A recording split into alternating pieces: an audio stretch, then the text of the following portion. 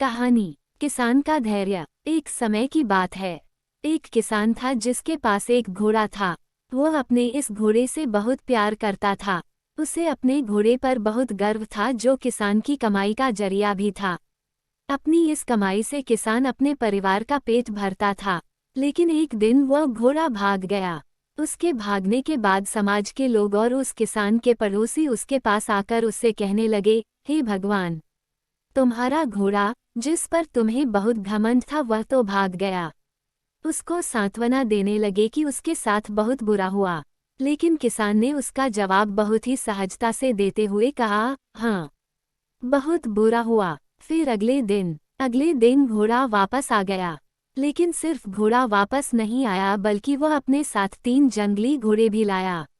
फिर उसके पड़ोसी उसके पास दौड़ते हुए आए और उस किसान से कहने लगे, आपका घोड़ा आ गया और अपने साथ 3 और घोड़े भी लाया है। ये तो बहुत अच्छी बात है, आपकी किस्मत तो बहुत अच्छी है। किसान बहुत खुश हुआ, उनकी तरफ देखा, फिर उसका जवाब बहुत ही साधारण रूप से दिया और कहा, हाँ, शायद। कुछ दिनों बाद किसान का बेटा उसी जंगली घोड़े में से किसी एक को काम के लिए उपयोगी बनाने की कोशिश कर रहा था। लेकिन इसी कोशिश के दौरान घोड़े ने उसे जमीन पर पटक दिया और उसका पैर बुरी तरह से टूट गया। उसके पड़ोसी उससे कहने लगे, उस पागल घोड़े ने देखो तुम्हारे बेटे के साथ क्या किया, उसका पैर तोड़ दिया। ये तो बहुत बुरा हुआ। किसान दुखी हुआ और फिर से उसी तरह जवाब दिया और कहा, हाँ, शायद मेरे बेटे के साथ गलत हुआ। अगले दिन सेना के कुछ जवान उस किसान के घर आते हैं जो जंग छिड़ने के कारण नए जवानों की भर्ती कर रहे होते हैं। उसमें से एक जवान ने किसान के बेटे को देखा और बोला, इसका तो पैर टूटा हुआ है, हम इसे सेना में भर्ती नहीं कर सकते। और वे जवान गांव के सभी लड़कों को लेकर अपने साथ चले गए। ये जानकर उसके पड़ोसी और बाकी गांव वाले उसके पास आए और बोलने लगे, तुम्हारे बेटे को तो जवान जंग के लिए नहीं ले गए, तुम्हारी किस्मत तो बहुत ही अच्छी है।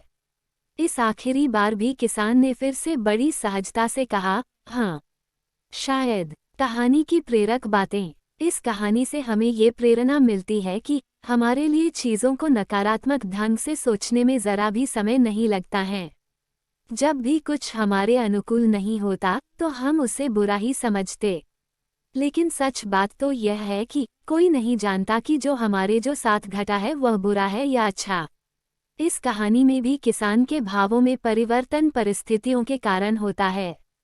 बुरी परिस्थितियों में वह नकारात्मक हो जाता है और अच्छी परिस्थितियों में वह सकारात्मक। इन नकारात्मक और सकारात्मक परिस्थितियों के बीच के समय में धैर्य रखना बहुत जरूरी होता है।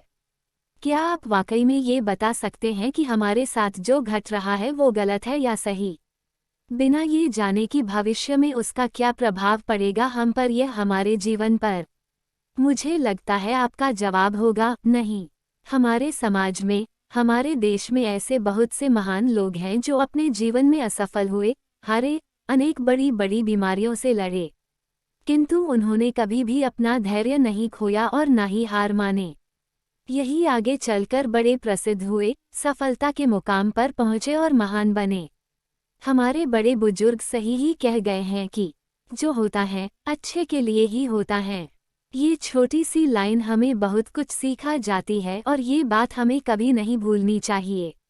हमेशा कोशिश करते हो, जीवन के पथ पर निरंतर आगे बढ़ते चलो।